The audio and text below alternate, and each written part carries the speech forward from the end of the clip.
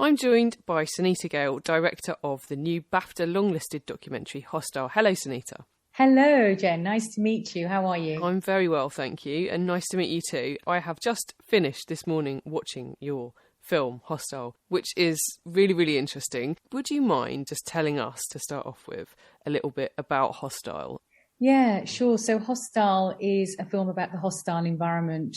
It's a term that was coined by Theresa May in 2012. Hostile environment really is a set of policies that are really brought in place to make life extremely unbearable for anyone that's here as a migrant, living here, or anyone that's thinking about coming here. So it really is a set of policies that's put in place to restrict the rights of migrants, restrict their rights to work, restrict their rights to access the welfare state, restrict their rights to live a normal life in our country. It is estimated that around 1.7 million people are subject to the hostile environment in our country, and around 10% of those are children.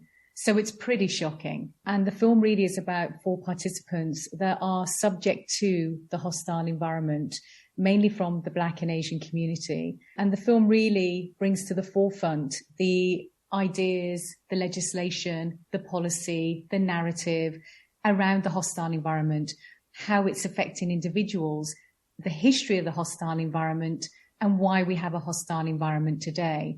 We're talking about people who may have lived here their entire lives and have no actual connection to the place from which they migrated. And obviously the most famous example of this in recent years is the Windrush scandal. But also, presumably, that hostile environment has a knock-on effect.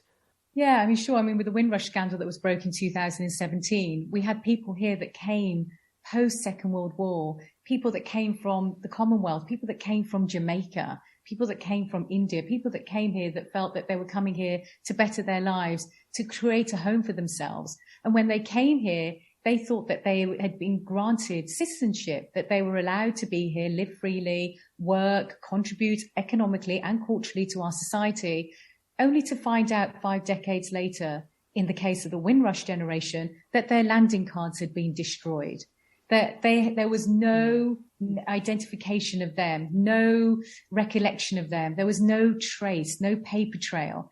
And to find out that there was just nothing to identify them to be part of this country, they were then being asked to go home. So in that case, people hadn't been back to their countries for over 5 decades. And I think that really came to the forefront, as I said, in 2017. And I think you're right. I mean, people that are subject to the hostile environment are people that came here from, post-empire, from the Commonwealth, came to our country, felt that they were here, living here and contributing economically and culturally, and that they could be here freely, only to learn that they couldn't. And then you've got the children of those individuals and the grandchildren. So the knock-on effect is not just with them, but also with their children, that potentially now they are in a precarious situation where they are being told to go home. So it is targeted mainly at migrants.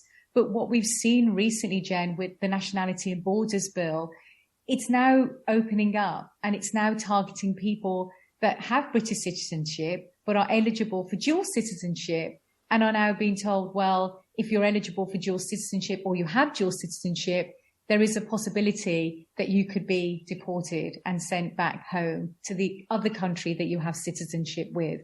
So what I found with my filmmaking was the hostility was extending beyond migrants that have come here to this country. I mean, that is absolutely chilling. And I did not know anything about that. It's a bill, so it's not an act of parliament yet. So is that a recent development? It's actually now being debated in the Lords. And I think now there are aspects of the bill that are now being considered. And part of that bill is Clause 9, Section 9 of the bill, which is relatable to that, the dual citizenship.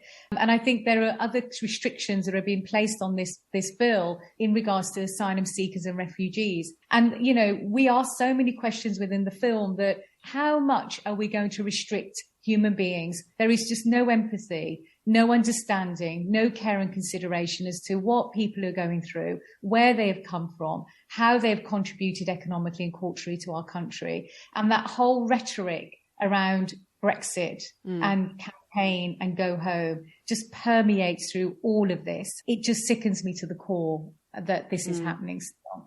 So can I ask you, because you are a second generation migrant yourself, your parents came to the UK from India and built a life for themselves here.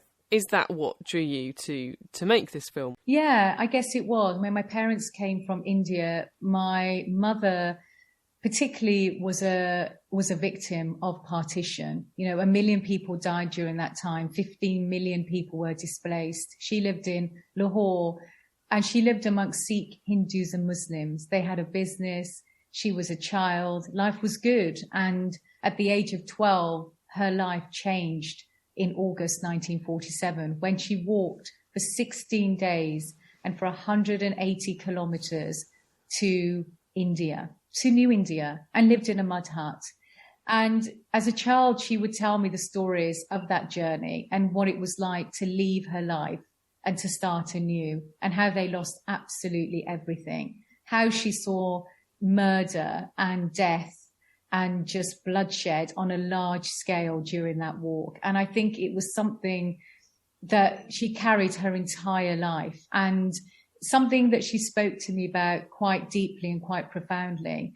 And I guess when the pandemic struck, my heritage, my history, and my parents, and how the sacrifices they made for me came to the forefront.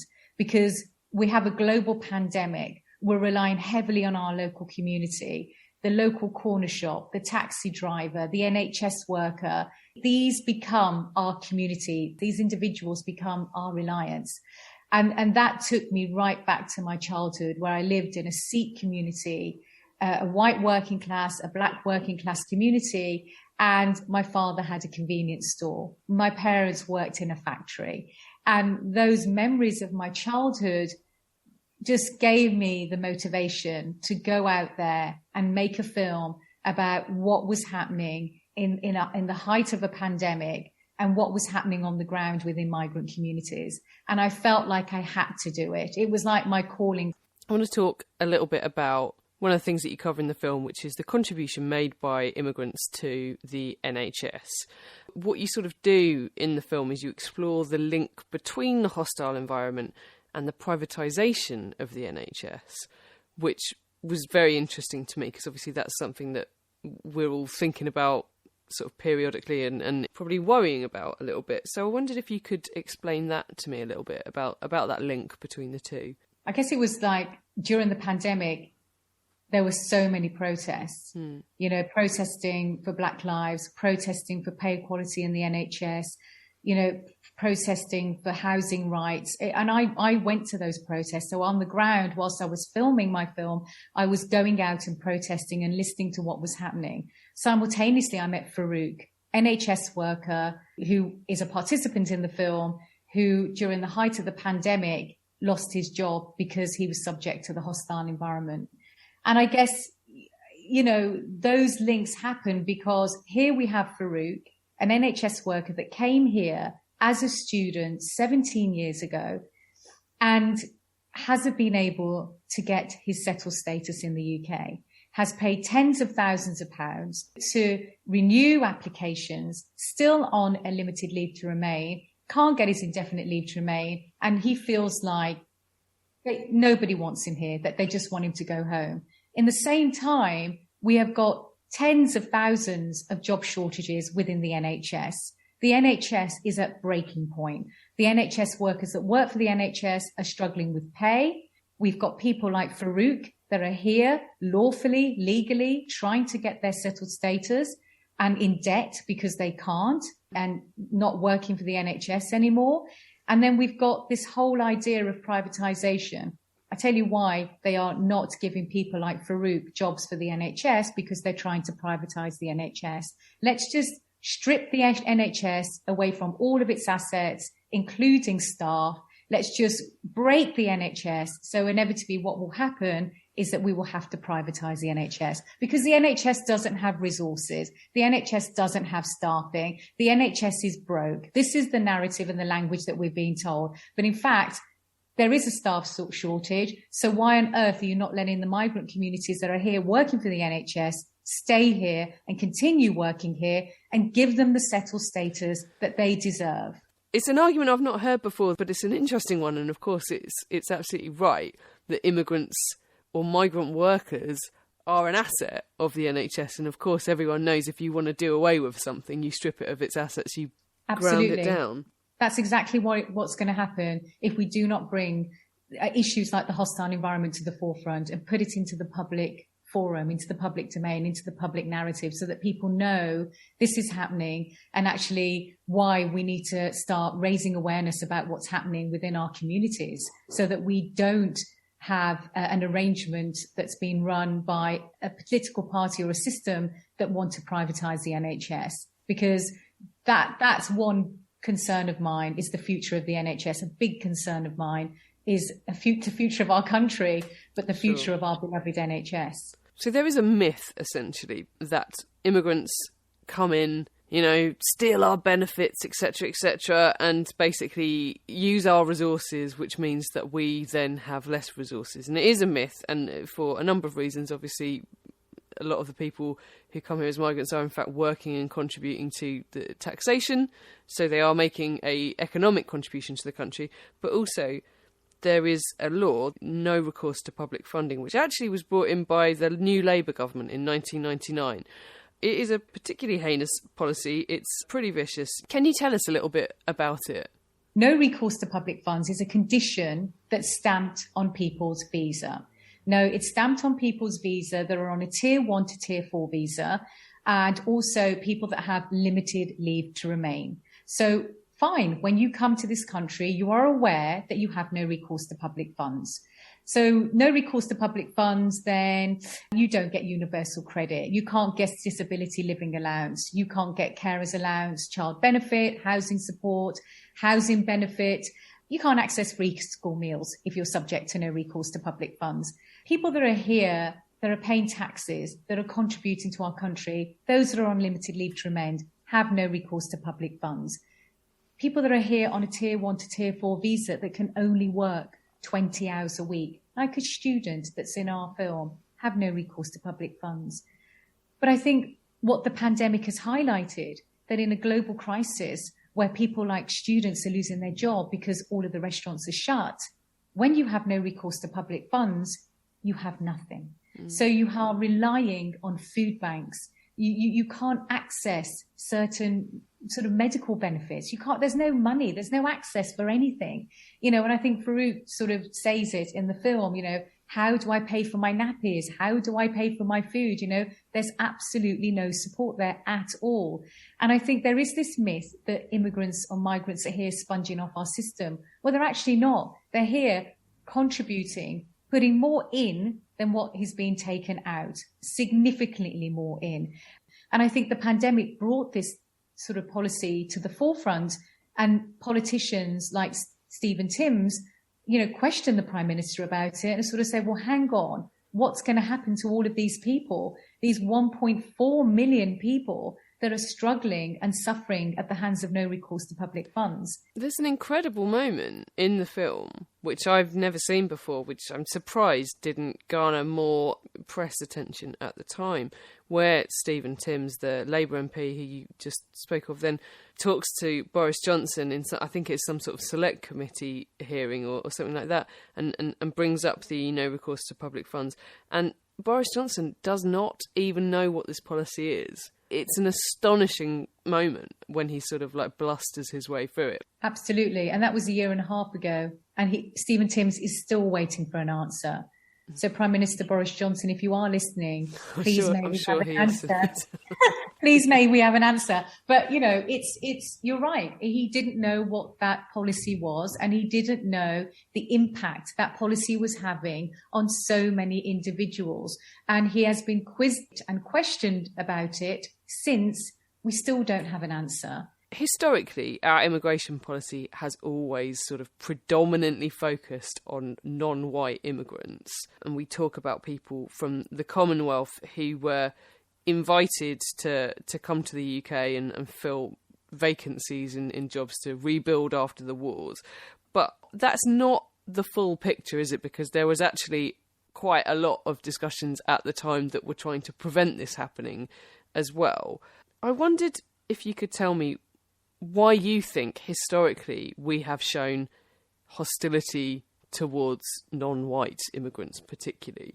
Yeah, I mean, I think this goes back to the legacy of empire and post-Second World War, when people came here to build a life for themselves and build Britain again.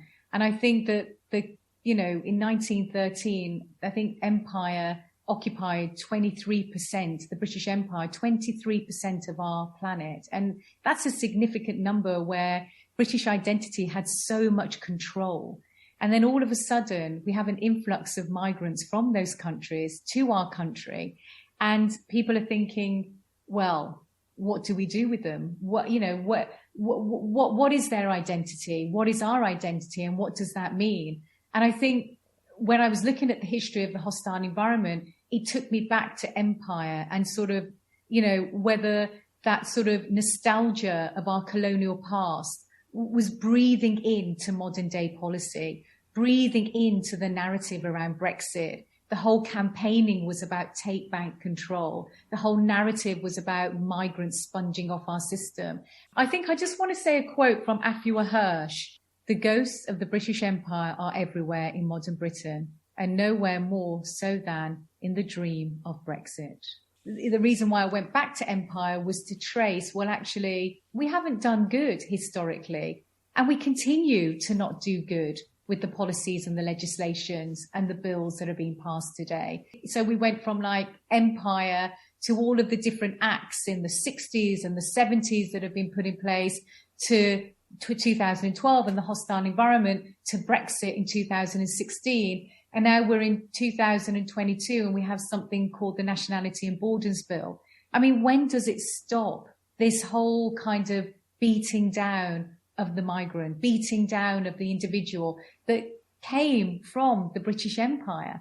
It's just so hurtful and so damaging. And I hope with the film, we will highlight issues and maybe bring about some good and transform the ideas of many in our society. And I also think that's why I ended the film with the Noam Chomsky quote, was that the real war is the war on people. Yes, and just when the powers that be are doing things over here, other things are happening over there. And that's where you need to be looking. You need to really be looking at what's really happening and be open and be mindful. It's also the same with parties in Downing Street. Whilst parties are happening, bills are being passed, legislation is happening. And I think that's also been a tool for us to think about the parties. Meanwhile, we have all these bills that are going through Parliament. And I think that's something that I'm being mindful of more of now, that we need to be looking elsewhere to get the real and accurate information. Absolutely. I mean, it's a great film. It's your directorial debut, and you have been longlisted for a BAFTA in the Outstanding Debut for a Director, Writer or Producer category, which is pretty exciting. I'm very excited. I'm so grateful to BAFTA and the BAFTA jury for longlisting our film. And I think it's just indicative of where we are right now in society, that everybody's aware and alert to these issues that are happening. And I think people are really looking for change, significant change. So hopefully this film will be part of that. We live in hope. There is actually going to be a nationwide Q&A tour for this film, so people will be able to see the film in a number of places. So can you please tell us where we can find out more information about where we can see the film, Sonita? Yeah, so if you go to our website, www.hostiledocumentary.com, on the tickets page, you'll find all of the locations where you can find tickets, and you can follow us at HostileDoc. I don't have personal social media, no, but you can follow me at Gale Films and find out what we're up to next. Great. And just out of interest, what are you up to next? Have you got anything else that you're working on at the moment? Yeah, I've just started thinking about my second and third film, which I hope to film simultaneously. So one film really takes Hostile to the next level, and it's about systems and the systems that are put in place to restrict all of us, migrant or not. And my other film is deeply relatable to my own family history in India. Well, Sonita, thank you so much for chatting to us. Thank you, Jen.